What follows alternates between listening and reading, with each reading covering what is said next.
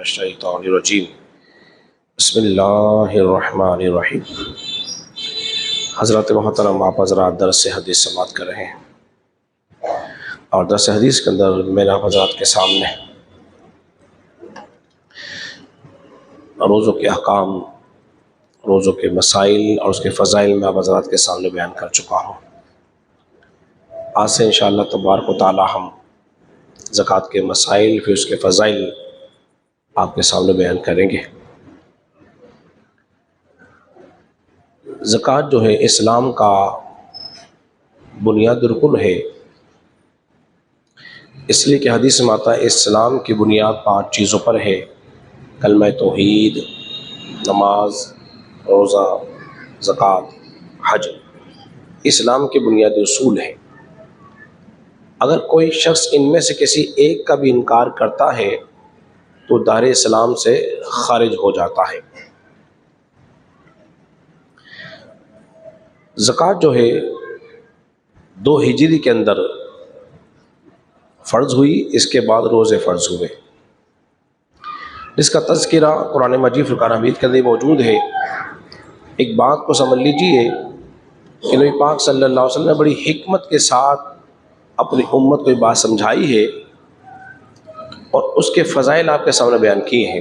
دیکھو، انسانی فطرت ہے، وہ جب کوئی کام کرتا ہے تو پہلے سوچتا ہے مجھے اس کام کے کرنے کا فائدہ کیا ہے، مجھے کیا ملے گا اگر میں یہ کام کروں، اور اگر میں نہ کروں تو مجھے اس کا نقصان کیا ہوگا، کیا چیز ہوگی جو مجھے میرے ہاتھ سے نکل جائے گی، اور کون سی نعمت ہے جو میرے ہاتھ آ جائے گی۔ اس لیے نبی پاک صلی اللہ علیہ وسلم نے پہلے اس کے کچھ فضائل بیان فرمائے ہیں۔ اب اس بات سے اندازہ لگا لیجئے کہ نماز اور زکوٰۃ کا ذکر قرآن مجید فرقان حمید میں ایک ساتھ آیا ہے۔ نماز اور زکوٰۃ کا ذکر قرآن مجید میں بولیے ایک ساتھ آیا ہے۔ نماز کا ذکر قرآن مجید فرقان حمید کے اندر 750 کم و بیش مقام پر آیا ہے۔ کتنے مقام پر؟ 750 مقامات پر کم و بیش آیا ہے۔ جب ایک بات ہی باری کافی تھی بیان کرنے کے لیے، مسلمان کے لیے ایک باری کافی تھا، وَأَقِیمُوا الصَّلَاةَ، نماز قائم کرو۔ یہ بار بار نماز کا حکم کیوں دیا؟ تاکہ اس سے نماز کی اہمیت کا پتہ چل جائے۔ جب کوئی بات بار بار بیان ہوتی ہے تو اس بات کی اہمیت ہوتی ہے۔ تو 32 مقامات پر نماز اور زکوٰۃ کا ذکر قرآن مجید میں ایک ساتھ آیا ہے، تاکہ کوئی یہ نہ سمجھ لے کہ نماز اور زکوٰۃ علیحدہ علیحدہ ہے۔ جس طرح نماز ضروری ہے، ایسے ہی دین کے اندر زکوٰۃ بھی ضروری ہے۔ فرمایا وَأَقِیمُوا الصَّلَاةَ وَآتُوا الزَّکَاةَ، نماز قائم کرو اور زکوٰۃ دو۔ دونوں کا تذکرہ ایک ساتھ ہے، نماز بھی قائم کرنی ہے، ساتھ ساتھ زکوٰۃ بھی دینی ہے۔ رسول اللہ صلی اللہ علیہ وسلم کے ظاہری زمانے میں کچھ لوگ جو تھے نا، وہ نماز تو پڑھتے تھے لیکن زکوٰۃ کے منکر ہو گئے تھے، اور میں بتا چکا ہوں زکوٰۃ کا جو منکر ہے وہ دار اسلام سے خارج ہے اور کافر ہے، اس لیے وہ قرآنی آیات کا منکر ہو رہا ہے۔ صدیق اکبر کے دور میں کچھ لوگ زکوٰۃ کے منکر ہو گئے، تو آپ نے مصمم ارادہ کیا کہ میں ان کے ساتھ جو ہے نا جہاد کروں گا، ان کے ساتھ لڑوں گا۔ فاروق اعظم نے کہا کہ ابو بکر آپ ان سے کیوں جہاد کریں گے، کیوں قتال کریں گے؟ حالانکہ ہم نے تو رسول اللہ صلی اللہ علیہ وسلم سے سنا ہے جو ایمان لے آیا، اسلام میں داخل ہو گیا، اس نے اپنی مال بھی بچا لی اور جان بھی بچا لی۔ صدیق اکبر رضی اللہ عنہ نے فرمایا اے فاروق اعظم، میں اس وقت تک ان سے قتال کروں گا جو نماز اور زکوٰۃ میں فرق کرتے ہیں۔ جو رسول اللہ کے ظاہری زمانے میں اگر زکوٰۃ کی مد میں کوئی بکری کا بچہ بھی دیتا تھا، مجھے نہیں دے گا تو اس سے لڑوں گا۔ فاروق اعظم فرماتے میں نے دیکھا کہ اللہ نے ابو بکر کے سینے کو کھول دیا ہے، وہ جو حق مجھے نظر نہیں آ رہی تھی بات مجھے سمجھ میں آ گئی، اس لیے کہ زکوٰۃ کا جو منکر ہے وہ کافر ہے۔ جب کافر ہو گیا تو پھر اس سے جہاد ہو سکتا ہے۔ سمجھ میں تو آپ کے اب اس کے فائدے کیا ہوتے ہیں؟ آئیے چند فائدے میں آپ کے سامنے بیان کرتا ہوں۔ اللہ نے شاہ فرمایا خذ من اموالہم صدقۃ تطہرہم وتزکیہم بہا، اے محبوب صلی اللہ علیہ وسلم آپ ان سے صدقات زکوٰۃ وصول کیجیے اور انہیں پاک کیجیے۔ معلوم یہ ہوا کہ زکوٰۃ دینے سے انسان جو ہے پاک ہو جاتا ہے، انسان کو طہارت ملتی ہے، انسان کو طہارت اور پاکیزگی حاصل ہو جاتی ہے۔ اسی طرح اور کیا ملتا ہے؟ دوسرے مقام پہ اللہ نے شاہ فرمایا وَرَحْمَتِي وَسِعَتْ كُلَّ شَيْءٍ، اور اللہ کی رحمت جو ہے ہر چیز کو گھیرے ہوئے ہے۔ فَسَأُكْتُبُوهَا لِلَّذِينَ يَتَّقُونَ وَيُؤْتُونَ الزَّكَاةَ، اور ان قریب میں ان کے لیے اپنی نعمتوں کو لکھ دوں گا۔ کن کے لیے؟ جو اللہ کی دیے ہوئے مال میں سے اس کی راہ میں خرچ کرتے ہیں۔ اللہ کی رحمت ہر چیز کو گھیرے ہوئے ہے۔ اللہ فرمایا میں ان قریب ان کے لیے اپنی نعمتیں لکھ دوں گا جو زکوٰۃ ادا کرتے ہیں۔ تو معلوم یہ ہو رہا ہے اس قرآن مجید کی آیت سے کہ زکوٰۃ دینے سے نعمتیں ملتی ہیں، زکوٰۃ ادا کرنے سے نعمتیں ملتی ہیں۔ پھر کیا ہوتا ہے؟ فرمایا مما رزقناہم ينفقون، جو ہمارے دیے ہوئے مال میں سے ہماری راہ میں خرچ کرتے ہیں۔ مال کس کا ہے بولیے؟ بول دیجئے، اللہ کا۔ اور دینا بھی کہاں ہے؟ راہ خدا میں۔ تو اس کا دیا ہوا مال ہم اسی کی راہ میں خرچ کر رہے ہیں، تو ہمیں کیا ملے گا؟ ہمیں تقوی پرہیزگاری مل جائے گی، تقوی پرہیزگاری۔ اور آسان کر لیجئے، یوں سمجھ لیجئے مال جو اللہ نے ہمیں دیا ہے ہم اس کی مرضی سے اس کی راہ میں جب خرچ کریں گے تو ہمیں اللہ کا قرب حاصل ہو جائے گا، اللہ کا قرب حاصل ہو جائے گا۔ اور پھر ہوگا کیا جانتے ہو؟ یہ کامیابی کا رستہ ہے۔ قد افلح المؤمنون الذین هم فی صلاتهم خاشعون والذین هم عن اللغو معرضون والذین هم للزکاة فاعلون۔ اور مراد تو وہ پہنچے جو اپنی نمازوں کو خشوع اور خضوع کے ساتھ ادا کرتے ہیں، مراد کو پہنچے جو اپنی نمازوں کو خشوع اور خضوع کے ساتھ ادا کرتے ہیں، اور جو بیہودہ باتوں کی طرف التفات نہیں کرتے، دھیان نہیں دیتے، اور اپنی زکاتوں کو ادا کرتے ہیں۔ مراد کا پہنچ رہا ہے۔ یہاں ایک بات میں اور ضرور کہنا چاہوں گا، اس کو آپ نے بڑی توجہ کے ساتھ سننا ہے۔ کیا فرمایا؟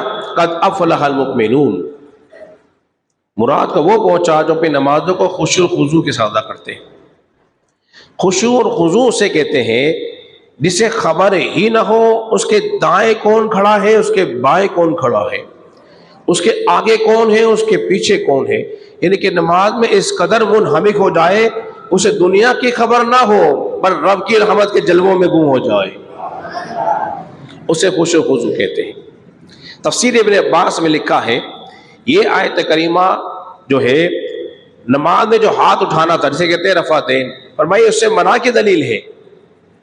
کیا ہے؟ اس سے منع کی دلیل ہے۔ کیوں بتائیے؟ خشوع اور خضوع ہاتھ اٹھانے میں ہے کہ نہ اٹھانے میں ہے؟ ارے بولیے تو، نہ اٹھانے میں ہے۔ تو اب یہ جو ہے جو رفع دین جو کر رہے ہیں یہ منسوخ عمل کر رہے ہیں جو نبی پاک صلی اللہ علیہ وسلم نے اس کو چھوڑ دیا تھا، اس کو ابھی تک لے کے بیٹھے ہوئے ہیں۔ اگلی بات اور فرمایا جو لوگ زکوٰۃ ادا کرتے ہیں جانتے ہو ان کا شمار جو ہے اچھے لوگوں میں ہوتا ہے۔ کس میں ہوتا ہے؟ اچھے لوگوں میں ان کا شمار ہوتا ہے۔ ٹائم کے پیش نظر میں ذرا جلدی چند باتیں آپ کے سامنے بیان کر دوں۔ پھر بری چیزوں سے چھٹکارا مل جاتا ہے، کنجوسی سے بھی، بخل سے بھی کیا ہوتا ہے بولیے؟ انسان کو چھٹکارا مل جاتا ہے۔ پھر آپس میں محبت پیدا ہوتی ہے، سخاوت پیدا ہوتی ہے، ہمدردیاں پیدا ہوتی ہیں۔ اس لیے کہ جب آپ زکوٰۃ کا مال اپنے کسی مسلمان بھائی کو دیتے ہیں اس کے دل میں آپ کی محبت پیدا ہوگی، نفرتیں ختم ہوگی، محبتیں بولیے پیدا ہو جائیں گی اور قربتیں بڑھیں گی۔ آخری بات اور پھر اپنی گفتگو ختم کرتا ہوں۔ فرمایا مال جب خرچ کریں گے اللہ کی راہ میں تو جانتے ہو کیا ہوگا؟ فرمایا وما انفقتم من شیء فهو یخلفہ، جو چیز اللہ کی راہ میں تم خرچ کرو گے اللہ اس کے بدلے تمہیں اور عطا فرمائے گا، اور ملے گا۔ یہ گارنٹی کسی انسان کی دی ہوئی نہیں ہے، یہ گارنٹی کسی انسان کی دی ہوئی نہیں ہے، خالق کائنات کی دی ہوئی ہے۔ کا فرمان ہے تم میری راہ میں خرچ کرو میں تمہیں اور دے دوں گا. اور جو مال خرچ نہیں کرتے، بوریوں میں تجوریوں میں بند کر کر کے رکھتے ہیں، جانتے ہو کیا ہوتا ہے؟ اس مال میں دیمک لگ جاتی ہے، اس مال میں دیمک لگ جاتی ہے، کیڑے پیدا ہو جاتے ہیں. مثال دے رہا ہوں، جو بوریاں کارخانوں پڑی رہتی ہیں، چوہے گھس جاتے ہیں، چوہے کھاتے رہتے ہیں، خراب ہوتی رہتی ہیں. اور جو مال اللہ کی راہ میں خرچ ہوتا رہتا ہے، وہ مال خرچ نہیں، وہ ضائع نہیں ہوتا، بلکہ اللہ تعالیٰ اسے اور دے رہا ہوتا ہے، اور مل رہا ہوتا ہے. تو لہذا خوش دلی کے ساتھ خرچ کرو، تنگی نہیں کرو، اس میں تنگی نہیں کرو. ایک مثال اور پیش کر دوں، دیکھیے نا، اگر کسی درخت کے پتے، ٹہنیاں، شاخیں کاٹ دی جائیں تو کیا خیال ہے؟ درخت میں کمی آ گئی؟ ایسا ہی ہے نا بھائی، بظاہر تو کمی ہوئی ہے نا.